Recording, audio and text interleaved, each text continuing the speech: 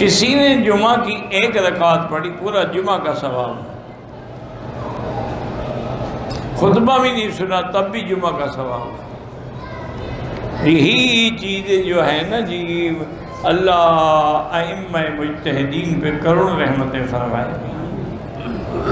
اب امام صاحب فرماتے ہیں کہ جیسے حدیث ہے نا کہ فاتحہ کے بغیر نماز نہیں، یہ حدیث ہے بالکل۔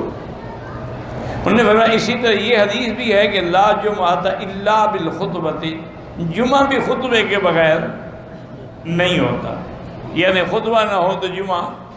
تو اب خطبہ سارے مقتدی پڑھتے ہیں، صرف امام پڑھتا ہے، تو آپ نے تو خطبہ نہیں پڑھا، آپ کا جمعہ کیسے ہو گیا؟ تو مانا ہوا کہ امام کے پڑھنے سے سب کا ہو گیا۔ اسی طرح ایک آدمی بالکل رکوع میں آ کے ملا، اس نے خطبہ سنا ہی نہیں، تب بھی ہو گیا کیونکہ امام نے تو پڑھا ہے۔